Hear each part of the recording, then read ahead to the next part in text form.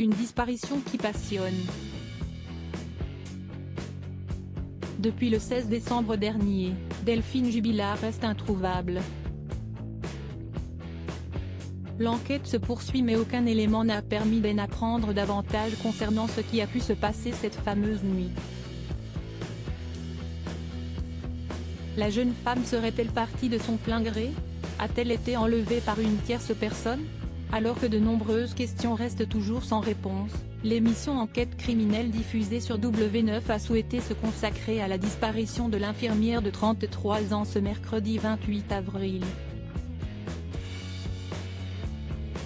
Dans le reportage, de nombreux éléments ont été évoqués, notamment la relation du couple.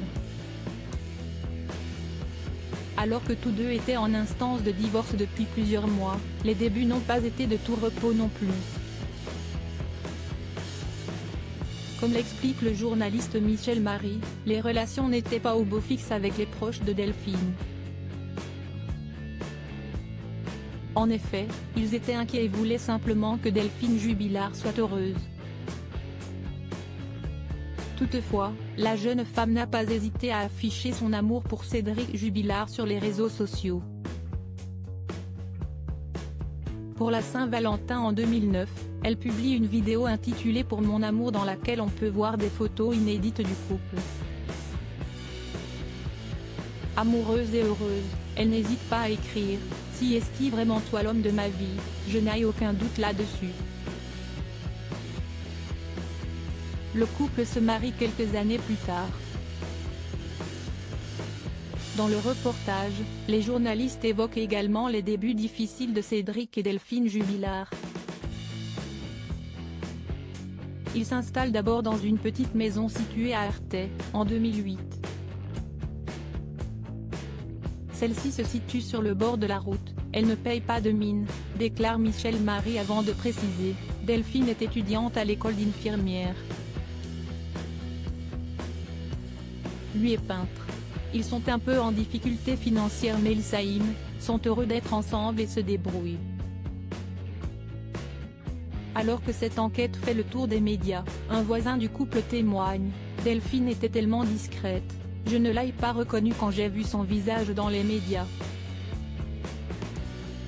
Si est-ce quand les gendarmes sont venus taper à ma porte que j'ai fait le rapprochement, confie-t-il avant d'apporter davantage de précisions, lui était facilement reconnaissable parce qu'il a eu beaucoup de conflits avec le voisinage. Il était très sympa au début et petit à petit, il s'énerve pour des petits trucs, avoue ce voisin.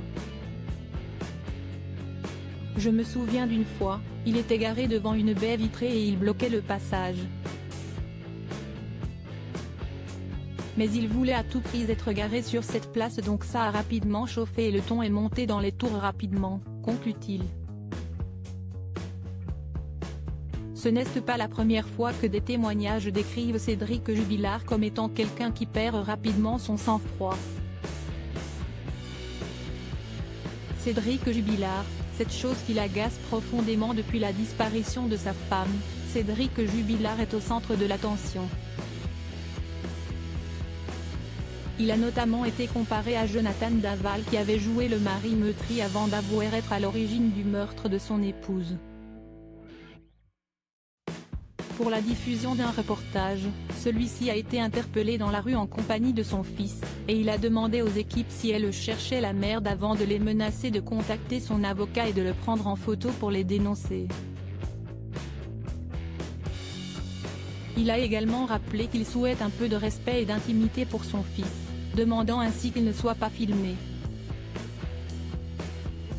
Entre la disparition de Delphine Jubilard, les sollicitations permanentes des médias et les accusations à son encontre, Cédric Jubilard a beaucoup de mal à garder son calme.